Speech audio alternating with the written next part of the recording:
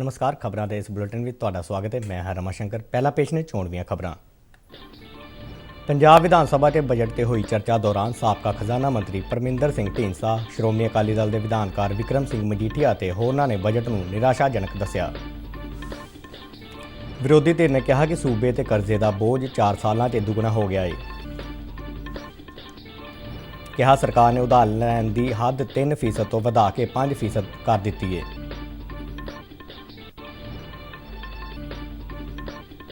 पंजाब विधान सभा के 8 bill pass किए गए। संत हरिदास उदासीन आश्रम कपूर ढेपुर अड्डा कठार के संचालक संत सुरिंदर दास का अड्डा कठार के आश्रम विखे अंतिम संस्कार किया गया।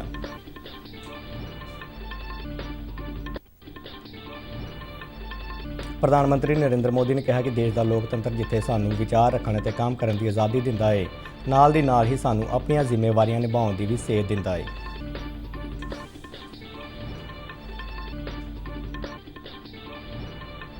महंगाई भत्ते दीआं बकाया 3 किश्तां इस साल जुलाई 'ਚ दित्ती जाने वाली किश्त नाल जोड़ के केंद्रीय कर्मचारियों ते पेंशनरां नूं दित्तियां जाणगीआं।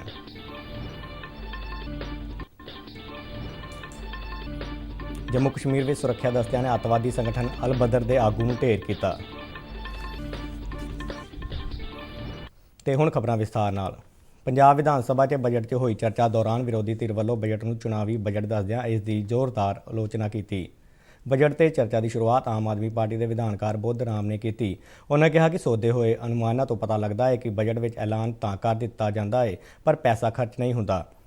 उन्होंने कहा कि सूबे के कर्जे का बोझ भी लगातार बढ़ता जा रहा है। बुद्ध सिंह ने कहा कि खजाना मंत्री वालों दावा किया गया सी कि जे उन्होंने 3 मौके दिते जाते हैं तो चौथे बजट में वो पूरी तरह नाल कर्जे तो मुक्त कर देंगे।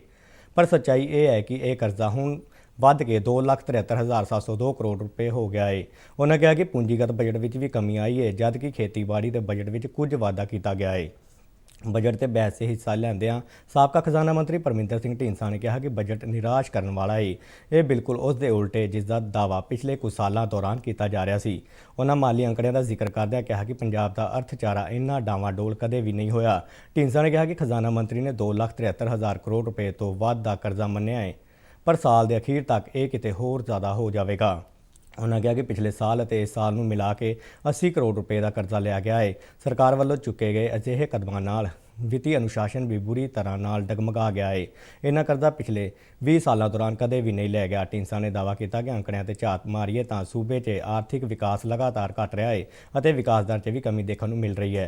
उन्होंने यह भी दोष लाया कि बजट 'ਚ सरकार की आमदन नूं वधा के दस्सिया जाता है और इस साल भी अजिहा ही किया गया है। उन्होंने कहा कि हर साल कोई योजनावां का ऐलान किया जाता है पर पूरी कोई नहीं होती। ढींडसा ने कहा कि कोविड दौरान आमदन घटन की गल की गई है, पर सच्चाई ये है कि सरकार ने उधार लैण की हद 3% तो वधा के 5% कर दी है। उन्होंने कहा कि बजट 'ਚ 95,000 करोड़ रुपए की आमदन दिखाई गई है, जिस पर यकीन नहीं किया जा सकता क्यों जो 27 तो 28% का वाधा संभव नहीं है। ढींडसा ने कहा कि लोगों को खुश करने लई कई ऐलान किए गए हैं, नाल दी नाल ही जीरो फंडिंग गैप नूं दर्शाया गया है, जिसका अर्थ यह है कि ऐलान कर दो जे पैसा आ गया तो काम कर दिता जाएगा। श्रोमणी अकाली दल के विधानकार विक्रम सिंह मजीठिया ने भी बजट से बहस से हिस्सा लैंदिआं कहा कि सरकार ने लोगों नाल झूठे वादे किए हैं और यह बजट भी निराश करने वाला है। उन्होंने कहा कि चोणां नेड़े होने कारण सरकार वालों लोगों को मिठी गोली देने का वादा किया गया है। मजीठिया ने कहा कि सरकार ने अजे तक 2016 के घर घर नौकरी, 5 रुपए की दर से बिजली और 2,500 रुपए बेरोजगारी भत्ता देने वाले अपने वादियां नूं अजे तक भी पूरा नहीं किया गया है। उन्होंने कहा कि माली अंकड़े दसदे ने कि सूबे सिर कर्जा वध के बीते 4 सालों दौरान दुगना हो गया तो समाजी खेत्र से खर्चा घटाया जा रहा है। पंजाब विधान सभा 'ਚ अनुसूचित जातियां, अनुसूचित कबीलियां और पछड़ियां श्रेणियां की भलाई लई कायम की गई विधान सभा की कमेटी वालों अपनी 46वीं रिपोर्ट पेश की गई। इस कमेटी ने अमला विभाग को हदायत की है कि नौकरियों में तरक्की संबंधी भारतीय संविधान की धारा 16(4)(a) 85वीं सोध अनुसार 7 जनवरी को जारी पत्र के हवाले नाल नवीं हदायतां जारी की जाण। कमेटी ने पेंडू विकास और पंचायत विभाग को बेजमीने और बेघरे मजदूरों को रूड़ियां लई 2 मरले और रिहाइश लई 5 मरले का प्लाट देने की और जिन्हों को जमीन है उन्होंने घर बनाने लई माली मदद देने की हदायत भी की है। इस तो इलावा कमेटी ने इस विभाग को कहा है कि सूबे 'ਚ जिथे भी गरीब परिवार लाल लकीर तो बाहर बैठे ने उन्होंने मालकी का हक भी दिता जाएगा। कमेटी ने भलाई विभाग के जिला पद्धरी ਦਫ਼ਤਰਾਂ 'ਚ ਸਟਾਫ ਦੀ ਘਾਟ ਨੂੰ ਪੂਰਾ ਕਰਨ ਲਈ ਜਲਦੀ ਤੋਂ ਜਲਦੀ ਲੋੜੀਂਦੇ ਉਪਰਾਲੇ ਕੀਤੇ ਜਾਣ ਦੀ ਪੁਰਜ਼ੋਰ ਸਿਫਾਰਿਸ਼ ਵੀ ਕੀਤੀ ਹੈ। ਕਮੇਟੀ ਨੇ ਪੰਜਾਬ ਸਰਕਾਰ ਨੂੰ Malout institute of management and information technology ਨੂੰ ਮਿਲਣ ਵਾਲੀ ਪ੍ਰੀ ਮੈਟ੍ਰਿਕ ਅਤੇ ਪੋਸਟ ਮੈਟ੍ਰਿਕ ਵਜ਼ੀਫਾ ਯੋਜਨਾ ਦੀ ਰਾਸ਼ੀ ਛੇਤੀ ਤੋਂ ਛੇਤੀ ਜਾਰੀ ਕਰਨ ਦੀ ਵੀ ਸਿਫਾਰਿਸ਼ ਕੀਤੀ ਹੈ। ਇਸ ਤੋਂ ਇਲਾਵਾ ਕਮੇਟੀ ਨੇ ਵਿਧਵਾ ਅਤੇ ਬੁਢਾਪਾ ਪੈਨਸ਼ਨ ਸਮੇਤ ਆਸ਼ੀਰਵਾਦ ਯੋਜਨਾ ਤਹਿਤ ਮਿਲਣ ਵਾਲੀਆਂ ਰਕਮਾਂ ਨੂੰ ਵਧਾਉਣ ਦੀ ਸਿਫਾਰਿਸ਼ ਵੀ ਕੀਤੀ ਹੈ, ਜਿਸ ਸੰਬੰਧੀ ਤਜਵੀਜ਼ ਖਜ਼ਾਨਾ ਮੰਤਰੀ ਵੱਲੋਂ ਪੇਸ਼ ਕੀਤੇ ਗਏ ਬਜਟ ਵਿੱਚ ਪਹਿਲਾਂ ਹੀ ਕਰ ਦਿੱਤੀ ਗਈ ਹੈ। ਪੰਜਾਬ ਵਿਧਾਨ ਸਭਾ ਦੇ ਸਪੀਕਰ ਰਾਣਾ ਕੇ.ਪੀ. ਸਿੰਘ ਦੀ ਅਗਵਾਈ ਹੇਠ ਬਜਟ ਸੈਸ਼ਨ ਦੌਰਾਨ 8 ਅਹਿਮ ਬਿੱਲ ਪਾਸ ਕੀਤੇ ਗਏ। ਪੰਜਾਬ ਸਰਕਾਰ ਦੇ ਇੱਕ ਬੁਲਾਰੇ ਨੇ ਚੰਡੀਗੜ੍ਹ 'ਚ ਇਸ ਬਾਰੇ ਜਾਣਕਾਰੀ ਦਿੰਦਿਆਂ ਦੱਸਿਆ ਕਿ ਸਨਅਤ ਅਤੇ ਵਣਜ ਮੰਤਰੀ ਸੁੰਦਰ ਸ਼ਾਮ ਅਰੋੜਾ ਨੇ Amity University Punjab bill 2021, Indian partnership Punjab ਸੋਧਾਂ ਬਿੱਲ 2021 ਅਤੇ ਪੰਜਾਬ ਪੂੰਜੀਕਾਰੀ ਪ੍ਰਮੋਸ਼ਨ ਸੋਧ ਬਿੱਲ 2021 ਪੇਸ਼ ਕੀਤੇ, ਜਿਸ ਨੂੰ ਵਿਧਾਨ ਸਭਾ ਸੈਸ਼ਨ 'ਚ ਪਾਸ ਕਰ ਦਿੱਤਾ ਗਿਆ ਹੈ। ਬੁਲਾਰੇ ਨੇ ਦੱਸਿਆ ਕਿ ਜੇਲ੍ਹ ਮੰਤਰੀ ਸੁਖਜਿੰਦਰ ਸਿੰਘ ਰੰਧਾਵਾ ਨੇ ਵੀ 2 ਅਹਿਮ ਬਿੱਲ ਪੇਸ਼ ਕੀਤੇ, ਜਿਨ੍ਹਾਂ ਵਿੱਚ ਜੇਲ੍ਹਾਂ ਬਾਰੇ ਪੰਜਾਬ ਸੋਧ ਬਿੱਲ 2021 ਅਤੇ ਪੰਜਾਬ ਸਹਿਕਾਰੀ ਸਭਾਵਾਂ ਸੋਧ ਬਿੱਲ ਨੂੰ ਵੀ ਵਿਧਾਨ ਸਭਾ ਸੈਸ਼ਨ 'ਚ ਪਾਸ ਕਰ ਦਿੱਤਾ ਗਿਆ। ਇਸੇ ਤਰ੍ਹਾਂ ਖਜ਼ਾਨਾ ਮੰਤਰੀ ਮਨਪ੍ਰੀਤ ਸਿੰਘ ਬਾਦਲ ਨੇ ਪੰਜਾਬ ਵਿੱਤੀ ਜ਼ਿੰਮੇਵਾਰੀ ਅਤੇ ਬਜਟ ਪ੍ਰਬੰਧਨ ਸੋਧ ਬਿੱਲ 2021 ਪੇਸ਼ ਕੀਤਾ, ਜਿਸ ਨੂੰ ਵਿਧਾਨ ਸਭਾ ਸੈਸ਼ਨ ਦੌਰਾਨ ਪਾਸ ਕਰ ਦਿੱਤਾ ਗਿਆ। ਸੂਬੇ ਦੇ ਸਿੱਖਿਆ ਤੇ ਲੋਕ ਨਿਰਮਾਣ ਮੰਤਰੀ ਵਿਜੇ ਇੰਦਰ ਸਿੰਗਲਾ ਨੇ ਵੀ 2 ਅਹਿਮ ਬਿੱਲ ਪਾਸ ਕੀਤੇ, ਜਿਨ੍ਹਾਂ ਵਿੱਚ ਪੰਜਾਬ ਆਬਕਾਰੀ ਸੋਧ ਬਿੱਲ 2021 ਅਤੇ ਪੰਜਾਬ ਸਿੱਖਿਆ ਬਿੱਲ 2021 ਜਿਹੜਾ ਅਧਿਆਪਕਾਂ ਦੀ ਅਸਾਮੀ ਖੇਤਰ ਵਿੱਚ ਤਾਇਨਾਤੀ ਨਾਲ ਸੰਬੰਧਿਤ ਵੀ ਸ਼ਾਮਲ ਸਨ। ਸਿੱਖਿਆ ਸੰਬੰਧੀ ਬਿੱਲ ਤੇ ਆਮ ਆਦਮੀ ਪਾਰਟੀ ਦੇ ਵਿਧਾਨਕਾਰਾਂ ਵੱਲੋਂ ਚਰਚਾ ਕਰਵਾਉਣ ਦੀ ਮੰਗ ਕੀਤੀ ਗਈ ਅਤੇ ਇਸੇ ਦੌਰਾਨ ਉਹਨਾਂ ਨਾਅਰੇਬਾਜ਼ੀ ਵੀ ਕੀਤੀ। ਸ਼੍ਰੋਮਣੀ ਅਕਾਲੀ ਦਲ ਦੇ ਵਿਧਾਨਕਾਰਾਂ ਨੇ ਵੀ ਇਸ ਮੁੱਦੇ ਤੇ ਪਏ ਰੋਲੇ ਰੱਪੇ 'ਚ ਆਪਣਾ ਸਾਥ ਦਿੱਤਾ। ਸੰਤ ਹਰੀਦਾਸ ਉਦਾਸੀਨ ਆਸ਼ਰਮ ਕਪੂਰ ਢੇਪੂਰ ਅੱਡਾ ਕਠਾਰ ਦੇ ਸੰਚਾਲਕ ਸੰਤ ਸੁਰਿੰਦਰ ਦਾਸ ਦਾ ਬੀਤੇ ਦਿਨ ਸਵਰਗਵਾਸ ਹੋ ਗਿਆ। 59 ਸਾਲਾਂ ਦੇ ਸੰਤ ਸੁਰਿੰਦਰ ਦਾਸ ਨੂੰ ਦਿਲ ਦਾ ਦੌਰਾ ਪੈਣ ਮਗਰੋਂ ਜਲੰਧਰ ਦੇ ਇੱਕ ਨਿੱਜੀ ਹਸਪਤਾਲ ਵਿੱਚ ਦਾਖਲ ਕਰਵਾਇਆ ਗਿਆ ਸੀ, ਜਿੱਥੇ ਉਹਨਾਂ ਆਖਰੀ ਸਾਹ ਲਿਆ। ਸ੍ਰੀ ਗੁਰੂ ਰਵਿਦਾਸ ਸਾਧੂ ਸੰਪਰਦਾ ਦੇ ਪ੍ਰਧਾਨ ਬਾਬਾ ਨਿਰਮਲ ਦਾਸ ਨੇ ਸੰਤ ਸੁਰਿੰਦਰ ਦਾਸ ਦੇ ਅਕਾਲ ਚਲਾਣੇ ਦੇ ਗਹਿਰੇ ਦੁੱਖ ਦਾ ਪ੍ਰਗਟਾਵਾ ਕੀਤਾ। ਸੰਤ ਸੁਰਿੰਦਰ ਦਾਸ ਦਾ ਅੱਡਾ ਕਠਾਰ ਦੇ ਆਸ਼ਰਮ ਵਿਖੇ ਅੰਤਿਮ ਸੰਸਕਾਰ ਕਰ ਦਿੱਤਾ ਗਿਆ।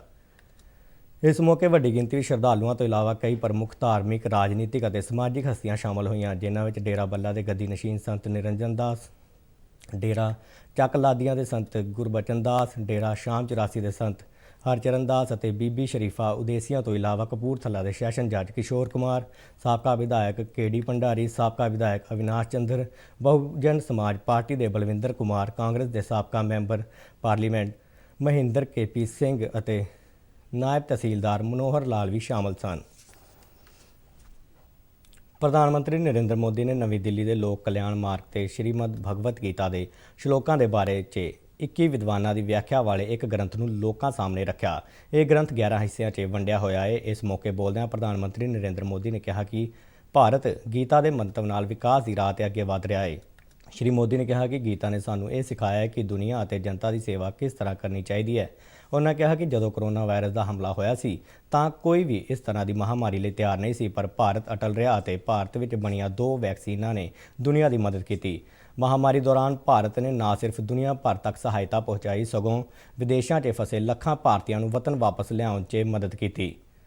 ਪ੍ਰਧਾਨ ਮੰਤਰੀ ਨੇ ਕਿਹਾ ਕਿ ਅੱਜ ਪੂਰੀ ਦੁਨੀਆ 'ਚ ਮਾਨਵਤਾ ਦੀ ਪ੍ਰਤੀ ਭਾਰਤ ਦੇ ਯੋਗਦਾਨ ਨੂੰ ਮੰਨਿਆ ਜਾ ਰਿਹਾ ਹੈ। ਉਹਨਾਂ ਕਿਹਾ ਕਿ ਦੇਸ਼ ਦੇ ਲੋਕ ਰਾਜ ਨੇ ਸਾਨੂੰ ਸੋਚਣ, ਸਮਝਣ ਅਤੇ ਕੰਮ ਕਰਨ ਦੀ ਆਜ਼ਾਦੀ ਦਿੱਤੀ ਹੈ ਅਤੇ ਜੀਵਨ ਦੇ ਹਰ ਖੇਤਰ 'ਚ ਬਰਾਬਰੀ ਦੇ ਅਧਿਕਾਰ ਦਿੱਤੇ ਨੇ।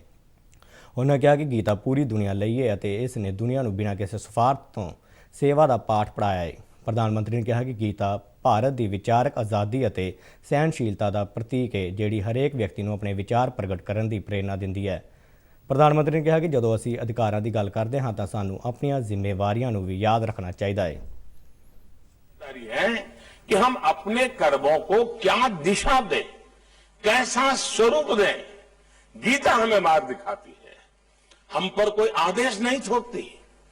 गीता ने अर्जुन पर भी कोई आदेश नहीं थोपा था, और अभी डॉक्टर साहब भी कह रहे थे गीता आदेश नहीं देती है। श्री कृष्ण ने पूरी गीता के उपदेश के बाद अंतिम अध्याय में अर्जुन से यही कहा, अरे सब कुछ करने के बाद जितना जोर लगाना था लगा लिया, लेकिन आखिर में क्या कहा, यथा इच्छसी तथा कुरु। ਇਸ ਗ੍ਰੰਥ ਦਾ ਪ੍ਰਕਾਸ਼ਨ ਧਰਮਾਰਥ ਟਰਸਟ ਵੱਲੋਂ ਕੀਤਾ ਗਿਆ ਹੈ। ਇਸ ਮੌਕੇ ਬੋਲਦਿਆਂ ਜੰਮੂ ਕਸ਼ਮੀਰ ਵਿਚਲੇ ਇੱਕ ਟਰਸਟ ਦੇ ਚੇਅਰਮੈਨ ਟਰਸਟੀ ਡਾਕਟਰ ਕਰਨ ਸਿੰਘ ਨੇ ਵੀ ਗੀਤਾ ਅਤੇ ਉਸ ਦੇ ਸੁਨੇਹੇ ਦੀ ਮਹੱਤਤਾ ਬਾਰੇ ਆਪਣੇ ਵਿਚਾਰ ਪ੍ਰਗਟ ਕੀਤੇ। ਇਸ ਮੌਕੇ ਜੰਮੂ ਕਸ਼ਮੀਰ ਦੇ ਉਪ ਰਾਜਪਾਲ ਮਨੋਜ ਸਿਨਹਾ ਵੀ ਹਾਜ਼ਰ ਸਨ। ਸਰਕਾਰ ਨੇ ਕਿਹਾ ਹੈ ਕਿ ਕੇਂਦਰ ਸਰਕਾਰ ਦੇ ਕਰਮਚਾਰੀਆਂ ਅਤੇ ਪੈਨਸ਼ਨ ਧਾਰਕਾਂ ਲਈ ਮਹਿੰਗਾਈ ਭੱਤੇ ਦੀਆਂ ਬਕਾਇਆ 3 ਕਿਸ਼ਤਾਂ ਇਸ ਸਾਲ 1 ਜੁਲਾਈ ਨੂੰ ਦਿੱਤੀ ਜਾਣ ਵਾਲੀ ਕਿਸ਼ਤ ਨਾਲ ਜੋੜ ਕੇ ਦਿੱਤੀਆਂ ਜਾਣਗੀਆਂ। ਰਾਜ ਸਭਾ 'ਚ ਇੱਕ ਸਵਾਲ ਦੇ ਲਿਖਤੀ ਜਵਾਬ ਵਿੱਚ ਖਜ਼ਾਨਾ ਰਾਜ ਮੰਤਰੀ ਅਨੁਰਾਗ ਠਾਕੁਰ ਨੇ ਦੱਸਿਆ ਕਿ 1 ਜੁਲਾਈ ਤੋਂ ਮਹਿੰਗਾਈ ਭੱਤੇ ਦੇ ਭੁਗਤਾਨ ਦਾ ਫੈਸਲਾ ਜਦੋਂ ਵੀ ਲਿਆ ਜਾਵੇਗਾ, ਉਸ ਵਿੱਚ ਜਨਵਰੀ 2020 ਤੋਂ ਜਨਵਰੀ 2021 ਤੱਕ ਦੀਆਂ ਬਕਾਇਆ ਕਿਸ਼ਤਾਂ ਨੂੰ ਵੀ ਸ਼ਾਮਲ ਕੀਤਾ ਜਾਵੇਗਾ। ਕੇਂਦਰ ਨੇ ਕਿਹਾ ਕਿ ਦੇਸ਼ ਵਿੱਚ 2020-21 ਦੇ ਸੀਜ਼ਨ ਦੌਰਾਨ ਖੰਡ ਦੀ ਪੈਦਾਵਾਰ 310 ਲੱਖ ਮੀਟ੍ਰਿਕ ਟਨ ਹੋਣ ਦਾ ਅਨੁਮਾਨ ਹੈ, ਜਿਹੜੀ ਦੇਸ਼ ਦੀ ਕੁੱਲ ਖਪਤ 260 ਲੱਖ ਮੀਟ੍ਰਿਕ ਟਨ ਤੋਂ ਕਿਤੇ ਜ਼ਿਆਦਾ ਹੈ।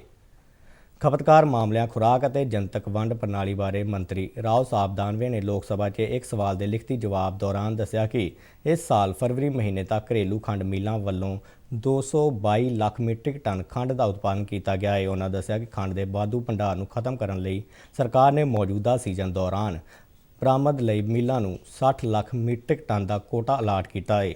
ਉਹਨਾਂ ਦੱਸਿਆ ਕਿ ਇਸ ਤੋਂ ਇਲਾਵਾ ਸਰਕਾਰ ਖੰਡ ਮਿੱਲਾਂ ਨੂੰ ਗੰਨੇ ਦੇ ਰਸ, ਖੰਡ, ਸ਼ਰਬਤ ਅਤੇ ਸ਼ੀਰੇ ਤੋਂ ਇਥਾਨੋਲ ਬਣਾਉਣ ਲਈ ਪ੍ਰੋਤਸਾਹਿਤ ਕਰ ਰਹੀ ਹੈ। ਉਹਨਾਂ ਕਿਹਾ ਕਿ ਸਰਕਾਰ ਇਥਾਨੋਲ ਦੀਆਂ ਕੀਮਤਾਂ ਦਾ ਵੀ ਨਿਰਧਾਰਨ ਕਰ ਰਹੀ ਹੈ।